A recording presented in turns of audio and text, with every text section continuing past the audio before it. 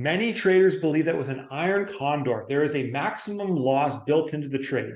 99% of the time, this is true, but that 1% chance that the stock price does finish inside one of the legs in your trade can wipe out your account and lead to some unlimited loss scenarios. Here's what I mean and how to protect yourself if this happens to you.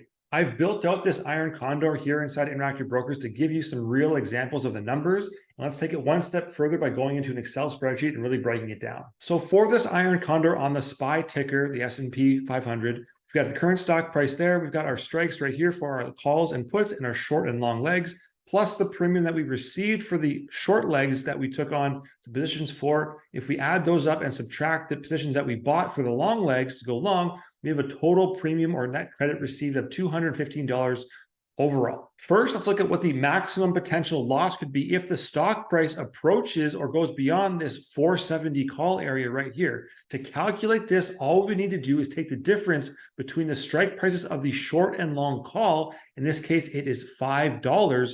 Multiply that by 100, giving us a $500 total, and then subtracting the $215 from that $500 total, which is shown in this formula right here for the max loss for the calls, right? We've got E4 minus E3, which is 470 minus 465, again, times 100 to get us to that $500 mark. Then we subtract our total premium that we've received to open the trade to get a total of $285 as our max loss. We do the same thing for the put side, and we get the exact same amount because, again, the puts are $5 apart in their spread. So in this case, it would just be E6, 440 minus 435 minus the $215 we got paid upfront to sell this iron condor. So again, a $285 max loss for the puts and $285 max loss for the calls. Now, most people leave it right there and think, okay, I can put my iron condor on and I'm totally protected in this realm. This is safe. This is the way to go. And $285 is my capped loss. Not always the case. And here's why. If at expiration, let's say the SPY goes to 468 per share, you can see that it lands right in between the 470 and the 465 area, which is a big red flag, especially if you have a small account size. Why? Well, the 440 put, it expires, that's fine. The 435 put expires, that's fine. The 470 put isn't going to get touched either. And this is the problem right here. The 465 call, it is going to be activated. You're going to have to sell 100 shares because you're short this call. You're going to be -1 in your account or -100 shares of SPY. And this is a problem because, especially if you have a small account, you may not have the capital or the margin requirements in your account to actually do this. So you'll likely end up getting a margin call notification where the brokerage will say, hey, what gives? You have a -100 share position right here, and you don't have the ability to buy shares to cover your position because this call at 470 was not hit. It did not go above 470. It's in between your strikes there, which is the problem. If you have a small account size, you will likely not have the capital in order to go ahead and cover your position. And the big problem here is that when this closes on a Friday, you can't do anything till Monday morning. And let's say that you do this and you have to go -100 shares, or you short 100 shares of the SPY at 465.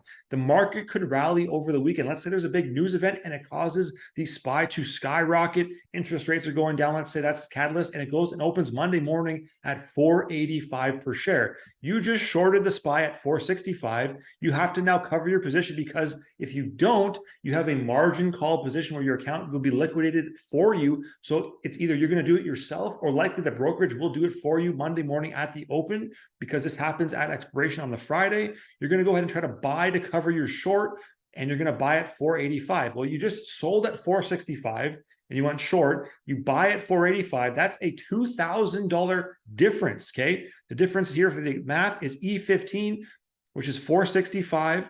You subtract 485, so now you're -$20. You multiply that by 100 shares again, because every contract's 100 shares, right?